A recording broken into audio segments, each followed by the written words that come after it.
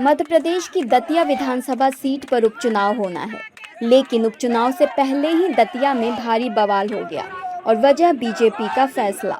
दरअसल बीजेपी ने दतिया उपचुनाव में पूर्व गृह मंत्री और बीजेपी के कद्दावर नेता डॉक्टर नरोत्तम मिश्रा का टिकट काटकर आशुतोष तिवारी को उम्मीदवार बनाया, जिसके बाद नरोत्तम मिश्रा के समर्थक भड़क उठे। जैसे ही नरोत्तम मिश्रा का टिकट कटने की खबर फैली, सड़कों पर जमा होने लगे।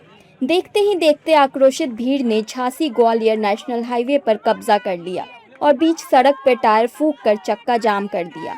गुस्से से तिलमिलाए हजारों समर्थक सड़कों पर उतर आए, जिसके बाद पूरी रात दतिया की सड़कें बगावत और आक्रोश की गवाह बनी रही।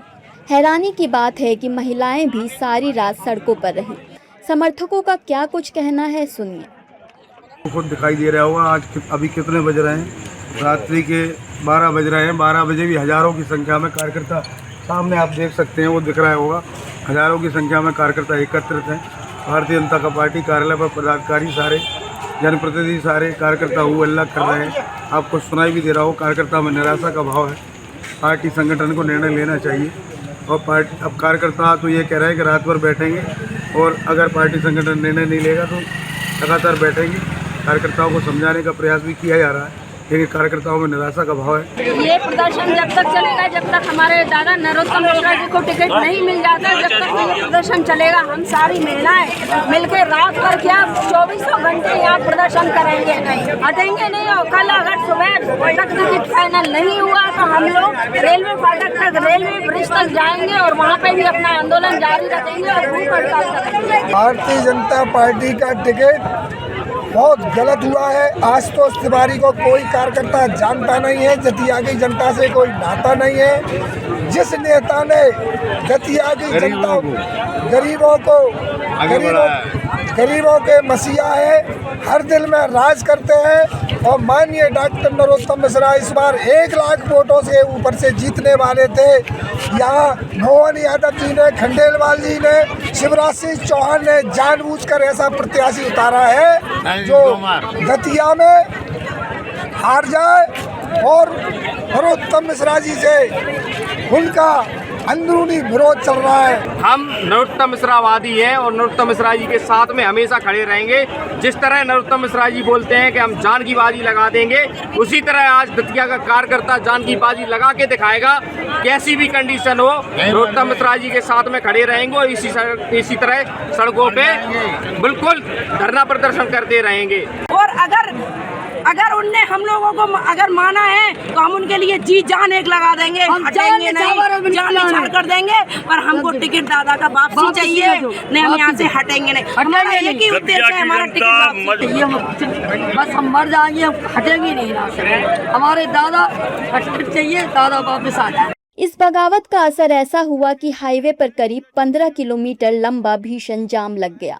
रात के अंधियारे के बीच हजारों समर्थक पूरी रात सड़क पर डटे रहे और बीजेपी आला कमान से अपना फैसला वापस लेने की मांग पर अड़े रहे।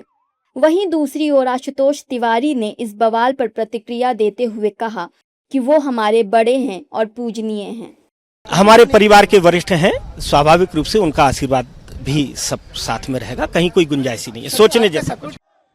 रात गहराने के साथ ही प्रदर्शनकारियों का गुस्सा उग्र होता गया। हाईवे को खाली कराने और कानून व्यवस्था बहाल करने जब भारी पुलिस बल मौके पर पहुंचा तो माहौल बेहद तनावपूर्ण हो गया। पुलिस और समर्थकों के बीच तीखी झड़प हुई, जो देखते ही देखते हिंसक रूप ले बैठी। एसपी और कलेक्टर ने प्रदर्शनकारियों से बार बार जाम हटाने की अपील की, लेकिन वे नहीं माने। सुबह करीब 4 बजे उपद्रवियों ने अचानक पुलिस टीम पर पत्थरों से हमला कर दिया। माहौल बिगड़ता देख पुलिस ने आंसू गैस के गोले छोड़े, जिसके बाद पथराव और तेज हो गया। एसपी मयूर खंडेवाल ने बताया कि इस हमले में मुझे, एडिशनल एसपी और हमारे 6 से अधिक जवानों को गंभीर चोटें आई हैं, जिन्हें अस्पताल में भर्ती कराया गया है। अभी चक्का जाम हमारा पूरा निकल चुका है। 12 घंटे का चक्का जाम था, लेकिन अभी चक्का जाम क्लियर किया गया, समझाइश देने का प्रयास किया गया था, लेकिन क्योंकि बाजू हटने को तैयार नहीं थे और वहाँ से पथराव भी हुआ था। हमारे यहाँ से आंसू गैस भी छोड़े गए थे ताकि लोगों को दूर किया जा सके। और इसमें हम सफल भी रहे, लेकिन हमारे बल पे काफ़ी ज़्यादा पथराव होने के कारण कुछ लोग गंभीर जख्मी हुए हैं। एसपी साहब, एसडीओपी साहब, एएसपी साहब, इनको भी चोटें आई है, लेकिन अभी स्थिति कंट्रोल में है और सभी को सख्त ये जानकारी दी गई है कि कोई भी शांति भंग करने का प्रयास ना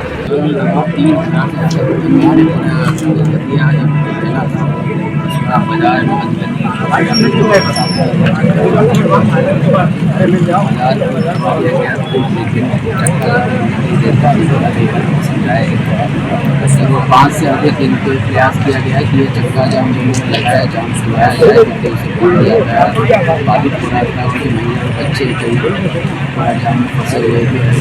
उनके द्वारा एक बार भी नहीं किया गया।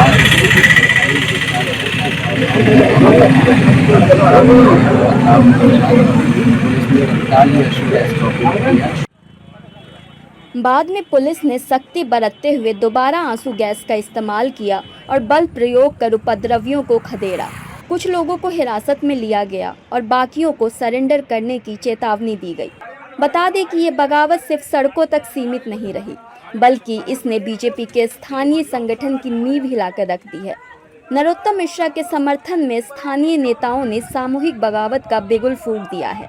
बीजेपी के दतिया जिला अध्यक्ष रघुवीर सिंह कुशवाहा ने पूरी कार्यकारिणी के साथ अपने पद से सामूहिक इस्तीफा दे दिया। बता दें कि साल 2023 के विधानसभा चुनाव में कांग्रेस के राजेंद्र भारती ने दतिया सीट से जीत हासिल की थी।